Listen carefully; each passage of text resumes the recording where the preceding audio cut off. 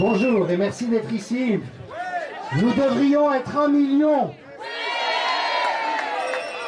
Et la mauvaise nouvelle, c'est que nous ne sommes pas 1 million. La bonne nouvelle, c'est que nous sommes ici. Parce que nous le savons, nous faisons face à une tentative de coup d'État planétaire, réalisée par des intérêts mafieux avec la complicité de nos gouvernements qui réalisent désormais des crimes d'État contre la démocratie et contre la population. Et tout dépendra de nous. Je n'aime pas critiquer l'OMS parce que j'ai travaillé pendant des années avec ces équipes, avec des gens remarquables. À une époque où le bien-être et la santé de la population étaient la priorité de cette institution dans le cadre d'un respect total des droits humains. Et ce qui est difficile à comprendre pour la plupart des gens, et ça vaut aussi pour nos gouvernements, c'est que cette OMS-là, comme le Conseil fédéral que nous avons connu pendant des décennies, n'existe plus. À la tête de l'OMS, aujourd'hui, il y a quelqu'un qui a été dénoncé à la Cour pénale internationale pour crime de guerre, autorisation des meurtres et de la torture dans le cadre d'une organisation criminelle. Est-il tolérable que le directeur général de l'OMS soit soupçonné de crimes de guerre? L'OMS est financée aujourd'hui à 80% par des intérêts mafieux, par M. Gates, par la Fondation Rockefeller, par Soros, qui sont des psychopathes et des ennemis du genre humain, et qui conditionnent leur financement au fait que l'OMS accepte d'imposer leur agenda totalitaire, qui n'a été décidé par aucun peuple, qui n'est l'objet d'aucun contrôle démocratique et qui est profondément ennemi du genre humain. L'OMS est en train d'imposer un agenda de légalisation de la pédocriminalité à travers le pseudo-programme des droits sexuels. Et je sais par expérience que quand nous disons cela, la plupart des gens ne peuvent pas le croire.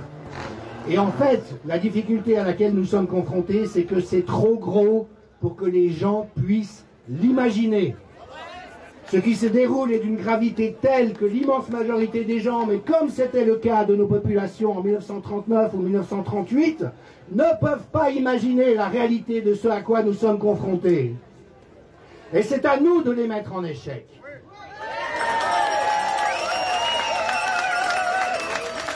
Nous devons faire changer la peur de camp. Ils espèrent que nous ayons peur. Est-ce que vous avez peur? Est-ce que vous croyez que j'ai peur? C'est à nous de les harceler sans relâche, d'être là avec notre force, de dire à Alain Berset, président de la Confédération et ministre de la Santé, vous êtes un traître à la patrie, vous êtes au service d'intérêts mafieux, vous êtes un sale type, et nous ne vous laisserons pas faire.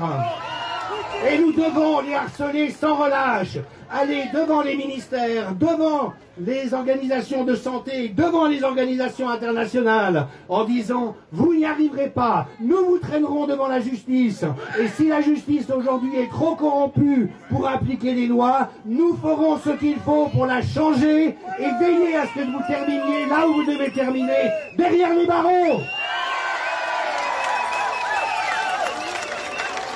Albert Camus disait « Aujourd'hui est le seul endroit pour s'occuper de demain. C'est maintenant que les choses se jouent. Si nous échouons les prochaines étapes, nous sommes partis pour des décennies de dictature et de dystopie. Ce qui nous a été infligé pendant 3 ans ne figure dans aucun plan pandémie au monde.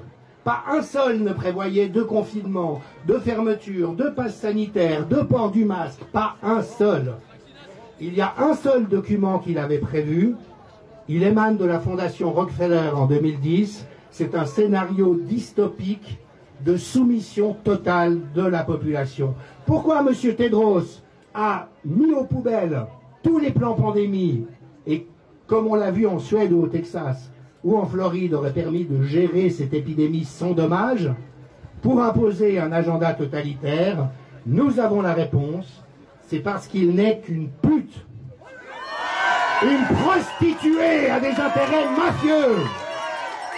L'OMS n'est plus qu'une maison de passe où des apparatchiks véreux se sont vendus à des intérêts crapuleux.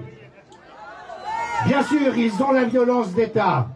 Les journalistes, de manière immonde, ont renoncé à faire leur travail. Ils maintiennent la population dans une fiction totalement fausse. Et croyez-vous que nous allons nous laisser faire? Non!